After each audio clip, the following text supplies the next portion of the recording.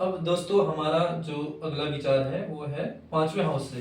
पांचवें हाउस का संबंध जातक के लव लाइफ का, उसका जो आध्यात्मिक संबंध है, स्पिरिचुअलिटी, आध्यात्मिक संबंध कैसा रहेगा, और थोड़ा अपने जो सोसाइटी के साथ कैसा रिलेशन होगा। तो पांचवें ग्रह जो पांचवा हाउस है हमारा, इसका संबंध इन विषयों से जातक के होता है। अब पांचवें हाउस में अगर राहु बैठ जाते हैं तो सबसे पहले ये कहीं ना कहीं लव लाइफ में समस्या जरूर देंगे। एक लव लाइफ मतलब लव लाइफ जैसी बन नहीं पाती कंडीशन, तो ये लव मैरिज को यहाँ पे रिस्ट्रिक्ट जरूर करेगा।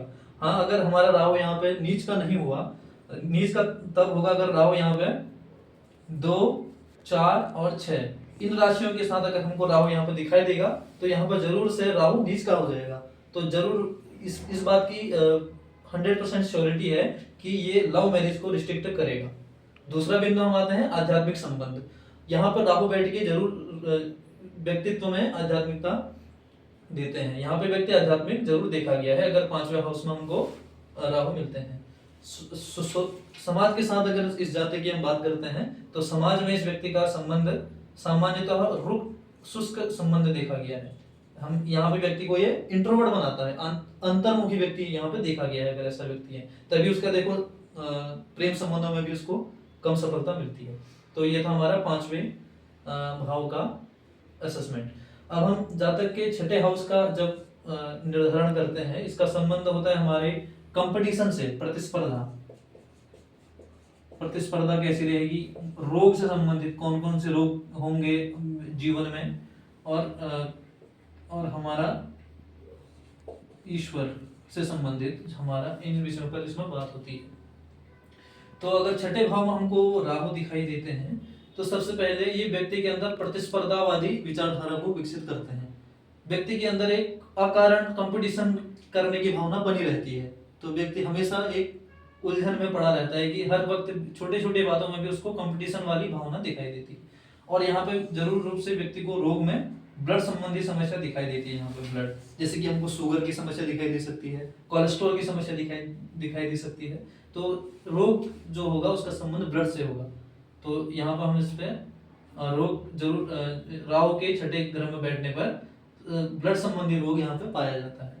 अब ईश्वर से संबंध ये व्यक्ति को आध्यात्मिक बनाता है, ये इसका सबसे बढ़िया रहता है अगर राहु रहते हैं। सातवें हाउस का संबंध हमारा स्पाउस से होता है, अपोजिट जेंडर, मतलब हमारा जो आने वाला साथी है या जो हमारा साथी है, जीवन साथी।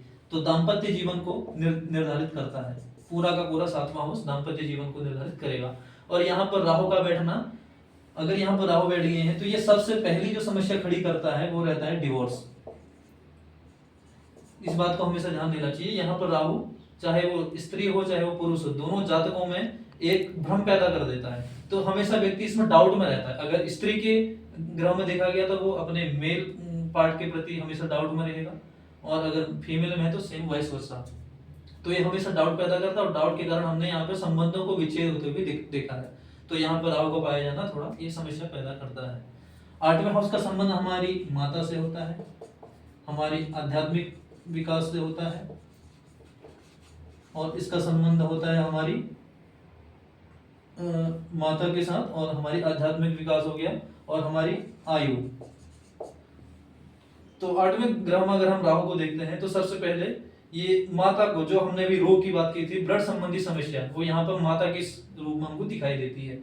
और आध्यात्मिक विकास की बात है तो राहु का यहाँ पर आठवें घर में बैठना थोड़ा आध्यात्मिकता को नीचे करता है। थोड़ा व्यक्ति आध्यात्मिक रूप से कम उसकी जो प्रवृत्ति होती है, कम आध्यात्मिक देखी जाती है।